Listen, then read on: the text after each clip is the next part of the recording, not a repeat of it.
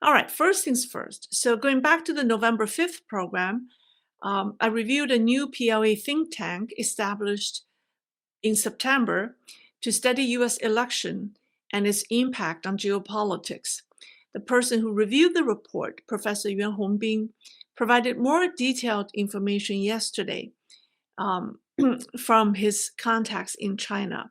And he said that the personnel involved in drafting this report consists of 9 top geopolitical experts and military strategists from the PLA and the Ministry of Foreign Affairs. And the person who heads up that function, or who gathered these people together, is the vice chairman of Central Military Commission, Zhang Youxia. The report presented 6 strategic and tactical recommendations to Xi Jinping, and this is very detailed. So the first recommendation is to further strengthen military and economic assistance to Russia and to encourage North Korea to expand its deployment of special forces to join in combat operation in Russia. And the purpose of this is to bolster Russia's position during negotiations with Trump, thereby enabling Russia to make higher demands or demand higher prices or higher prices for accepting the U.S. proposal, right? And this will further complicate Trump's effort to implement a ceasefire plan. Now, in my November 5th report, if you haven't watched that program, I recommend you watch that. It's November 5th program. It was a short program because I didn't do a Q&A. Professor Yuan mentioned that the plan, China and North Korea's plan, is to send 100,000 soldiers to Russia. At the time, the Western media was only reporting about 10,000 North Korean soldiers, but today Zelensky came out to warn the West that North Korea, can possibly send 100,000 soldiers to Russia. I mean, this matches with the information Professor Yuan disclosed, weeks ago.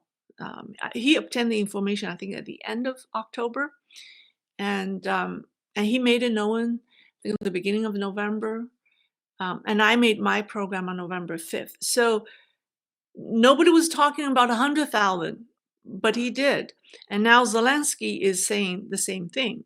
So that's what I don't think we should, of course, this kind of claim is not, cannot be verified, or confirmed, but you can only judge a person's source of information based on past track record. And I did find him have accurately predicted several developments before, and more than once. So this just, that's why I want to, give you an update on this claim.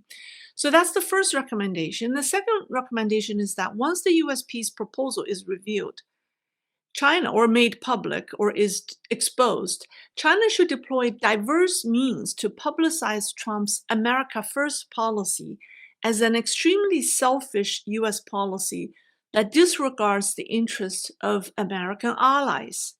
And the aim is to significantly undermine U.S. allies' trust and to sow divisions within the U.S.-led alliances. So that's the CCP's recommendation, or the think tank's recommendation number 2.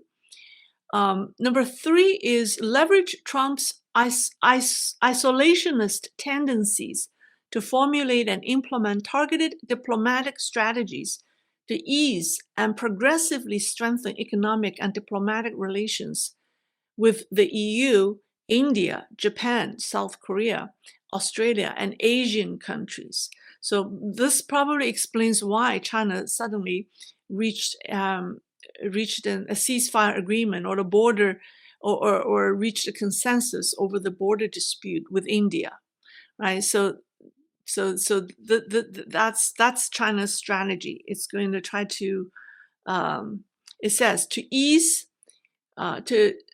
leverage Trump's isolationist tendencies to formulate and implement targeted diplomatic strategies to ease and progressively strengthen relations with EU, India, Japan, South Korea, Australia, and Asian countries. Asian countries. The fourth recommendation is Trump is certain to support Israel in its efforts to eliminate Hamas and severely weaken Hezbollah, making Israel effectively contain Iran. So the CCP recommends that its United Front Work Department and Ministry of Foreign Affairs, in coordination with the Ministry of Defense, should continue to strengthen relations with the various forces within the axis of resistance. Okay, the axis, it's not, they don't call themselves the axis of evil, but the axis of resistance in the Middle East, and intensify the provision of covert military and economic aid. The fifth recommendation is to establish a strategic policy to resolve the Taiwan issue by 2027. This is very interesting and very important. So I hope people can pay attention to this. So this report suggests shelving plans for blockade operations against Taiwan, or seizing offshore islands, those like Matsu Island and Kinmen Islands. Instead, the CCP's efforts should focus on preparing for a swift and intense assault that will accomplish the Taiwan operation within a short time frame. The report argues that while the U.S. and Japan have modern surveillance capabilities, but carefully designed deceptive maneuvers could still create an element of surprise in military operations. Okay, carefully designed deceptive maneuvers. The goal is to drastically reduce the time and space required for the U.S. to respond to a Taiwan Strait conflict. They want to take Americans by surprise. The sixth recommendation is to strengthen economic and emotional bond with Elon Musk and his family members, particularly his mother, as a key focus of United Front work. The objective is to use Musk at critical moments to convey the following message to Trump.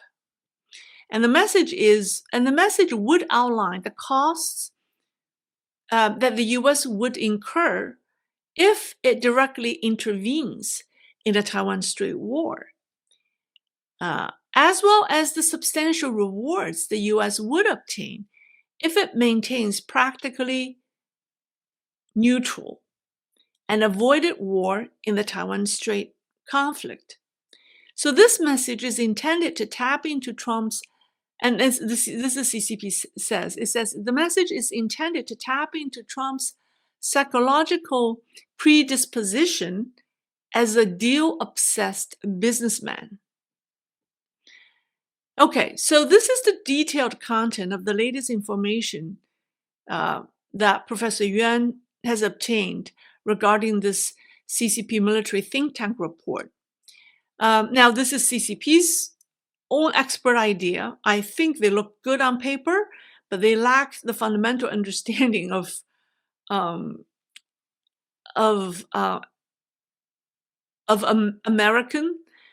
American politics, and they lack the fundamental understanding of Trump and his MAGA movement, as well as American politics.